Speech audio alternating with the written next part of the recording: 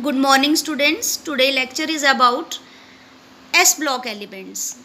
S block elements, the elements in which the last electron enters the S subshell of their outermost energy level are called S block elements. ये ऐसे elements हैं जिनमें हमारा last जो electron है वो कहाँ एंटर करता है, जो एस सबशेल है हमारे पास आउटरमोस्ट एनर्जी लेवल जो है इनका वहाँ पे एस सबशेल में, और इसीलिए हम इनको एस ब्लॉक एलिमेंट्स कहते हैं. It contains the elements of group 1 and 2 जो मैं आपको कल भी बता चुकी हूँ. Their general electronic configuration is NS1 to 2. First जो एल्कली मेटल है उसकी जनरल इलेक्ट्रॉनिक कन्फिगरेशन है NS1 और जो सेकेंड है एल्केलाइन अर्थ मेटल उसकी है NS2. where N represents the outermost shell and the elements of group 1 are called alkali metals and the elements of group 2 are called alkaline earth metals. Characteristics general इनके क्या है इस block elements के? They are all having the soft metals, low ionization energies and are highly electropositive in nature. Ionization energies क्या है? Ionization energy is the energy which is required to remove the electron from the valence shell. इसके बारे में हम आगे पढ़ेंगे next topics में आपके. तो ये जो हमारे पास एक्सट्रीम लेफ्ट साइड पे पीरियोडिक टेबल में जो एलिमेंट्स होते हैं हमारे पास, इनमें आयनाइजेशन एनर्जी सबसे कम होती है. क्यों कम होती है? क्योंकि आगे जैसे जैसे हम पी ब्लॉक एलिमेंट्स की तरफ जाते हैं तो atomic radius as we move from left to right side of the periodic table means from S block to P block elements atomic radius will go on decreasing. जैसे atomic radius decrease होता है तो ionization energy जो है that will automatically go on increasing. अगर radius कम होगा, nucleus के साथ इलेक्ट्रॉन्स बाउंडेड होंगे तो ionization energy which is the energy required to remove the electron from the valence shell वो क्या होगी? बढ़ती जाएगी. कंपैरेटिवली हमारे पास जो एस ब्लॉक एलिमेंट्स हैं अभी हम उनकी बात कर रहे हैं, तो एस ब्लॉक एलिमेंट्स जो हैं उनकी आयनाइजेशन एनर्जी सबसे लो है बिकॉज हम आगे पढ़ चुके हैं they are highly electropositive in nature. Electropositive का मतलब भी क्या है कि वो इलेक्ट्रॉन को ईजिली रिमूव करते हैं, तभी उनका मेटेलिक करेक्टर भी है, वो ईजिली लूज करते हैं electron. That's why they show the electropositive character and they are having the low ionization energies. This is very important. They lose the valence electrons readily to form +1 in case of alkali metal. First जो हमारा alkali metal है उनमें सबके ऊपर +1 है oxidation state because they lose 1 electron. ठीक है, जैसे लिथियम, सोडियम, पोटाशियम इन सब में आउटर मोस्ट शेल में आपके पास एक इलेक्ट्रॉन है तो ये they can lose their 1 electron and so they have the outer most electronic configuration NS1. और सेकेंड में क्या है? They can lose +2 in case of alkaline earth metals. ठीक है, they are very reactive metals. The metallic character and the reactivity increases as we move down the group.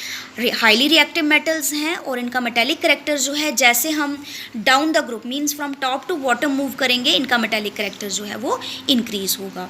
The elements of S block elements except beryllium are predominantly ionic.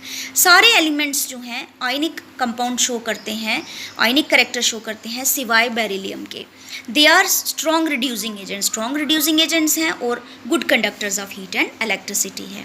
इसके बाद चलेंगे हम P block elements की तरफ. P block elements कहाँ से start होते हैं? 13th, 14th, 15th, 16th, 17th and 18.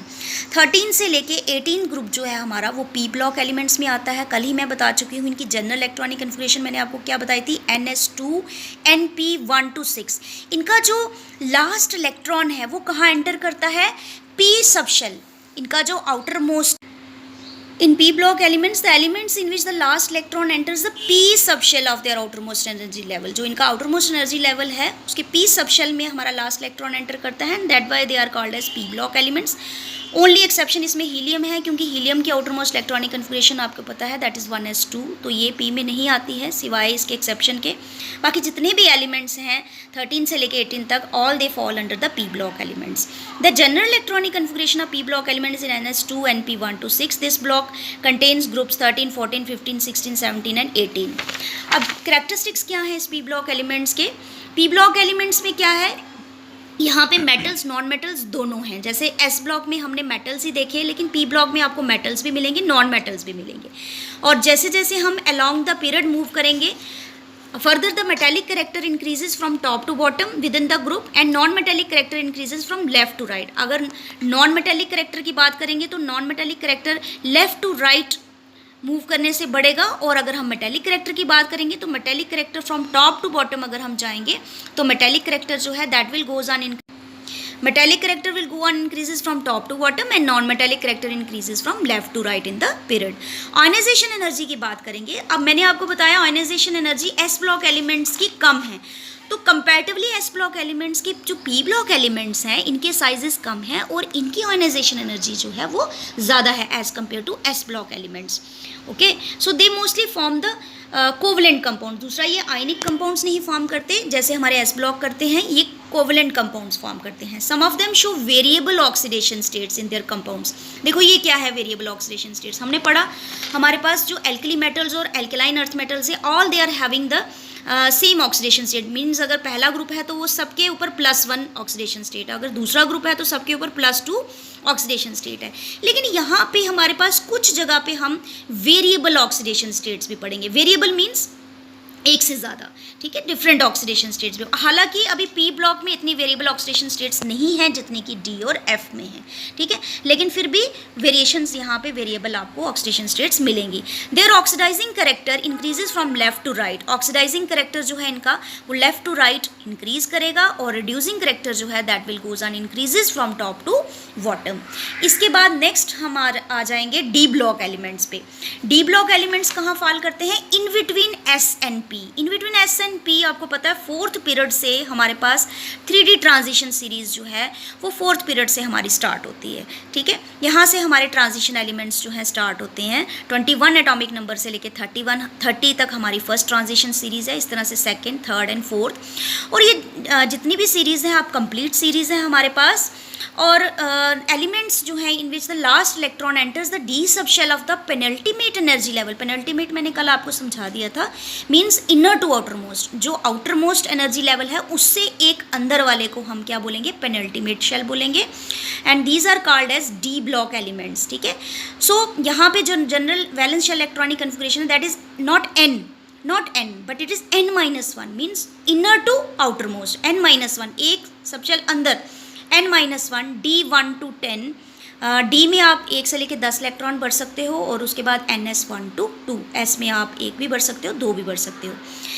Where n represents the outer most energy level. D block में आपके पास सीरीज़ हैं और जनरल करेक्टरिस्टिक्स में हम पढ़ेंगे. They are hard, malleable, ductile, वो आप पढ़ चुके हो छोटी क्लासेस में. मेलिएबल डक्टाइल क्या होते हैं? They can be beaten into sheets and they are hard malleable ductile metals with high melting and boiling points. इनके मेल्टिंग पॉइंट और बॉइलिंग पॉइंट क्योंकि हार्ड हैं, हाई होंगे. गुड कंडक्टर्स हैं हीट एंड इलेक्ट्रिसिटी के. Variable oxidation state, this is very important. बाकी तो आप elements, D block elements show variable oxidation states. Variable oxidation states वही मैंने आपको कहा कि डी और एफ में आपको वेरिएबल ऑक्सीडेशन स्टेट्स मिलेंगी. जैसे किसी की भी ले लें हम, मैग्नीज की ले लें, आयरन की ले लें, टंगस्टन की ले लें, हर एक की जो है आपको डिफरेंट ऑक्सीडेशन स्टेट्स मिलेंगी, ठीक है. जैसे कॉपर है, कॉपर की +1 भी है, +2 भी है. आयरन +2 भी है, +3 भी है. तो मैग्नीज जो है उसकी 7 तक ऑक्सीडेशन स्टेट्स हैं, ठीक है. तो आपको डिफरेंट ऑक्सीडेशन कंपाउंड्स जो होंगे वो कोई किसी ऑक्सीडेशन स्टेट्स में, कोई डिफरेंट ऑक्सीडेशन स्टेट्स में मिलेगा. तो they have variable oxidation states. दूसरी बात, they form both ionic and covalent compounds क्योंकि इनकी प्रॉपर्टीज़ एस और पी के बीच में लाई करती हैं. क्योंकि डी ब्लॉक एस और पी के बीच में लाई करते हैं, सो इनकी प्रॉपर्टीज़ भी एस और पी के बीच में लाई करती हैं. इसलिए एस जैसे खाली आयनिक बना रहे थे, पी कोवलेंट बना रहे थे. और डी ब्लॉक जो है वो next important point is they form coloured complexes. इसके बारे में अभी आपको समझ नहीं आएगी, ये 12th में आपका पूरा टॉपिक है. तो कलर्ड कम्प्लेक्सेस भी बनाते हैं ये जो ट्रांजिशन एलिमेंट्स होते हैं, ये बहुत इंपॉर्टेंट हैं. ट्रांजिशन एलिमेंट्स थोड़ा सा मैं आपको बता दूंगी. कलर्ड कम्प्लेक्सेस क्यों बनाते हैं? क्योंकि ट्रांजिशन एलिमेंट्स में क्या होता है, जो इनका आउटर मोस्ट डी सबशेल है वो इनकम्प्लीट होता है. इनकम्प्लीट होने की वजह से ही इनमें ये क्यूरियोसिटी होती है कि ये अपने सबशेल को कंप्लीट करें, इसलिए ये किसी के साथ जुड़ते हैं. जब ये किसी के साथ जुड़ेंगे, सबसे पहली बात कि ये क्या बनाएंगे? कॉम्प्लेक्स बनाते हैं. ये जुड़ते किसके साथ हैं? लिगेंड्स के साथ. लिगेंड्स क्या करते हैं? इनको इलेक्ट्रॉन्स सप्लाई करते हैं और जैसे इनको इलेक्ट्रॉन्स मिलते हैं यानी इनके डी सबशेल कंप्लीट होता है तो ये एक कम्प्लेक्स फॉर्म में आ जाते हैं, कंपाउंड फॉर्म में आ जाते हैं. और कुछ कम्प्लेक्सेस उनमें ऐसे होते हैं जिनमें ट्रांजिशंस होती हैं. ट्रांजिशंस मतलब वो जैसे आपने स्ट्रक्चर ऑफ एटम में पढ़ा ही होगा कि जैसे ही एटम जो है वो एक सबशेल से एक लेवल से दूसरे लेवल में जाता है, यानी from lower energy level to higher energy level. तो एनर्जी रिलीज्ड और एनर्जी एब्जॉर्प्शन का कंसेप्ट जो आता है उसकी वजह से कलर्स आते हैं. तो उन्हीं की वजह से यहाँ पे कलर्ड कम्प्लेक्सेस भी बनते हैं, या आप 12th में पढ़ोगे अच्छे से, तो फिलहाल आप इतना पढ़ो कि they form coloured complexes. Most of the transition elements and their compounds are used as catalysis. अब इसका क्या मतलब है, आपने ये वर्ड तो सुना ही होगा, कैटलिस्ट। बड़ी सारी रिएक्शंस जो हैं वो बिना कैटलिस्ट के पॉसिबल नहीं होती या बहुत ज़्यादा टाइम लेती हैं। तो रिएक्शंस को फास्ट करने के लिए, स्पीड अप करने के लिए कैटलिस्ट हम यूज़ करते हैं।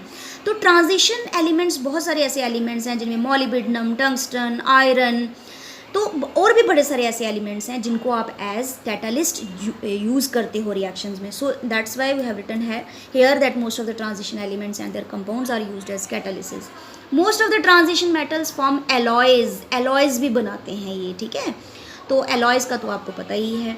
उसके बाद लास्ट है हमारे पास F block elements. F block elements जो आपको पता है पीरियोडिक टेबल में सबसे बॉटम पे ये दो हमारे पास लेंथेनाइड्स और एक्टिनाइड सीरीज़ में ये लाई कर रहे हैं। हमारे पास 14 एलिमेंट्स हैं। फर्स्ट जो लेंथेनाइड सीरीज़ है that starts from cerium to lutetium, and third actinide series जो है that will starts from thorium to lawrencium, ठीक है। एक्टिनाइड सीरीज़ हमारी सारी रेडियो एक्टिव सीरीज़ है, और ये दोनों ही हमारे पास किस में आते हैं, एफ ब्लॉक एलिमेंट्स के अंडर फॉल करते हैं। और एफ ब्लॉक एलिमेंट्स जो हैं इनमें जो आउटर मोस्ट हमारा इलेक्ट्रॉन है that will enter the F सब shell of the antepenultimate. Antepenultimate क्या हो गया, not second to the outermost, it is third to the outermost. Outermost shell से अंदर वाला shell नहीं, आउटर मोस्ट से अंदर से भी अंदर वाला शेल, यानी third to the outermost shell. इसी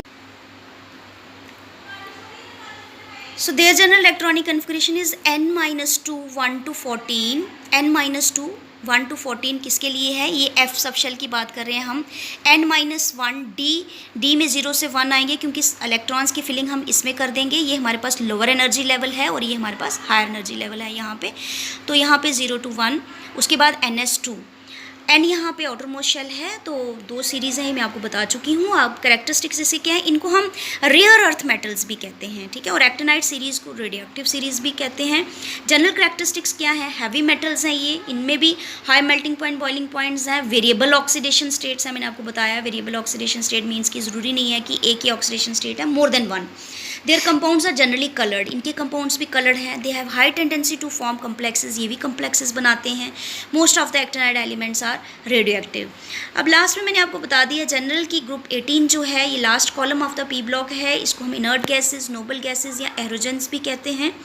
एलिमेंट्स जो एस और पी ब्लॉक एलिमेंट्स के हैं collectively they are known as representative elements, या फिर इनको हम मेन ग्रुप एलिमेंट्स भी कहते हैं। और जो D block elements are called transition elements and last F block elements are known as inner transition elements. So ये आज आपका टॉपिक था सारा, तो इतना आप अच्छे से लर्न कर लीजिए, लिख भी लीजिए अपनी अपनी नोटबुक पे और लर्न भी कर लीजिए। और आगे हम स्टार्ट करेंगे एटॉमिक रेडियस से। So okay, thank you.